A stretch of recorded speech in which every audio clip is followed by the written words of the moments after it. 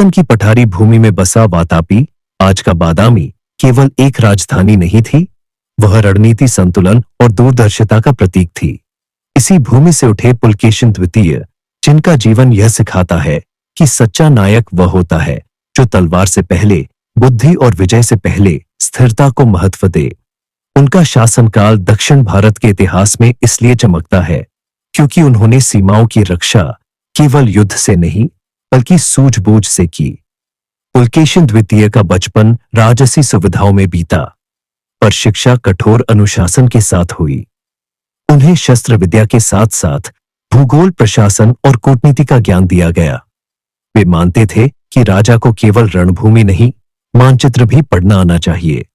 यही सोच आगे चलकर उनकी पहचान बनी। सिंहासन संभालते ही पुलकेशिन द्वितीय ने सबसे पहले राज्य की आंतरिक मजबूती पर ध्यान दिया। किलों को सुदृढ़ किया गया, व्यापार मार्ग सुरक्षित हुए और संदेश प्रणाली को तेज किया गया। उनका विश्वास था कि जब राज्य भीतर से मजबूत होगा तभी बाहरी चुनौतियों का सामना किया जा सकता है। उन्होंने सेना नायकों, प्रशासकों और विद्वानों तीनों को समान सम्मान दिया, जिससे शासन एक व्यक्ति पर नहीं, व्यवस्था पर टिका रहा। उत्तर से बढ़ती चुनौती ने दक्कन की सीमाओं को अस्थिर करने का प्रयास किया।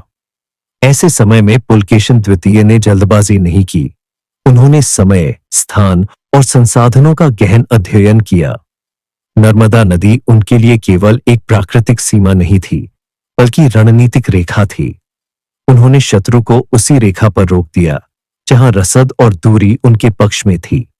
यह विजय केवल युद्ध की नहीं, योजना की जीत थी।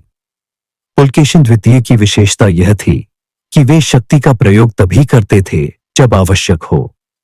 जहां संवाद और संधि से काम चल सकता था, वहां उन्होंने युद्ध को टाला। दक्षिण और पश्चिम में उन्होंने संतुलित विस्तार किया, जिससे राज्य की सीमाएं सुरक्षित रहीं और व्यापार फला फूला। उनका शासन यह दिखाता है कि संयम भी शक्ति का ही रूप है। उनके दरबार में कला और साहित्य को भी संरक्षण मिला। कवियों ने उनकी प्रशंसा केवल वीरता के लिए नहीं, बल्कि न्याय और संतुलन के लिए की। पुलकेशिन द्वितीय जानते थे कि जनता का विश्वास तलवार से नहीं, न्याय से बनता है। उन्होंने कर व्यवस्था को व्यवस्थित किया और स्थानीय शासकों को साथ लेकर चलने की नीति अपनाई। इससे विद्रोह की संभावना कम हुई और राज्य में स्थिरता आई। पर हर महान शासक की तरह पुलकेशिन द्वितीय का जीवन भी चुनौतियों से मुक्त नहीं था। निरंतर युद्धों और सीमाओं की रक्षा ने राज्य पर दबाव डाला।